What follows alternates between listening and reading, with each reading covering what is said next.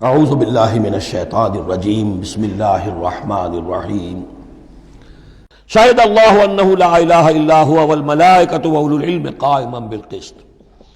اللہ خود گواہ ہے کہ اس کے سوا کوئی معبود نہیں، سب سے بڑی گواہی تو اللہ کی ہے۔ والملائکۃ، اور سارے فرشتے گواہ ہیں، واولو العلم، اور اولو العلم بھی اس پر گواہ ہیں۔ یہ اولو العلم جو ہے، اولو الالباب، اولو العلم الذین یعقلون، یہ وہ لوگ ہیں کہ جو ان کائناتی آیات کے حوالے سے اللہ کو پہچان لیتے ہیں اور اس کو مان لیتے ہیں کہ وہی معبود برحق ہے۔ جو ہم نے 20ویں رکوع کی پہلی آیت پڑھی تھی سورہ بقرہ کی، ان فی خلق السماوات والارض واختلاف اللیل والنہار والفلک التی تجری فی البحر بما ینفع الناس، اور یہ تمام بہت سے فینومینا آف دی نیچر بیان کر کے لآیات لقوم یعقلون، تو جو یعقلون ہیں، جو اولو الالباب ہیں، اولو العلم ہیں، وہ بھی گواہ ہیں کہ اللہ کے سوا کوئی معبود نہیں۔ لیکن یہاں جو اہم ترین لفظ ہے وہ اب آ رہے ہیں، قائما بالقسط، وہ قسط اور عدل کا قائم کرنے والا ہے۔ وہ جو میں نے کل عرض کیا تھا کہ ہم بھی سمجھتے ہیں کہ اللہ عدل قائم کرتا ہے اور عدل کرے گا، البتہ یہ کہ اہل سنت کے نزدیک یہ کہنا جو ہے سوء ادب ہے کہ اللہ پر عدل کرنا واجب ہے، اللہ پر کسی شے کا وجوب نہیں۔ لیکن اللہ کو عدل پسند ہے، اللہ کو اللہ یحب المقسطین، اللہ خود بھی عدل فرمائے گا۔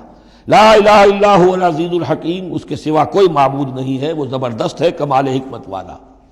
ان الدین عند اللہ الاسلام، دین تو اللہ کے نزدیک پسندیدہ اور اللہ تعالیٰ کے ہاں منظور شدہ دین ایک ہی ہے، وہ الاسلام ہے۔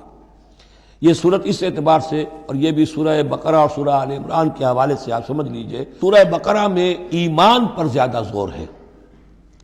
آمن الرسول بما انزل الیہ من ربہ، ایمانیات، شروع میں بھی ایمانیات، درمیان میں آیا بر میں ایمانیات۔ اس سورہ مبارکہ میں اسلام پر زیادہ زور ہے۔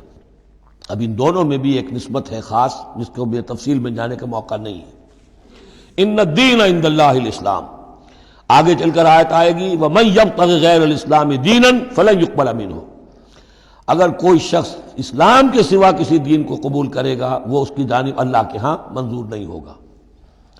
وَمَا اخْتَلَفَ الَّذِينَ أُوتُوا الْكِتَابَ إِلَّا مِن بَعْدِ مَا جَاءَهُمُ الْعِلْمُ بَغْيًا بَيْنَهُمْ، یہ اسلام ہمیشہ سے چلا آ رہا ہے، حضرت آدم سے اسلام چلا آ رہا ہے۔ یہ وہی آیات جو تھی، آیت الاختلاف، اس کا گویا کہ خلاصہ آ گیا۔ اور جن لوگوں نے اختلاف کیا ہے، یہ پگڈنڈیاں نکالی ہیں، غلط راستوں پر مڑ گئے ہیں، تو یہ اس کے بعد کہ ان کے پاس علم آ چکا تھا، اور اصل سبب بغیم بینہم، ضدم ضدہ، دی ارج ٹو ڈومینیٹ۔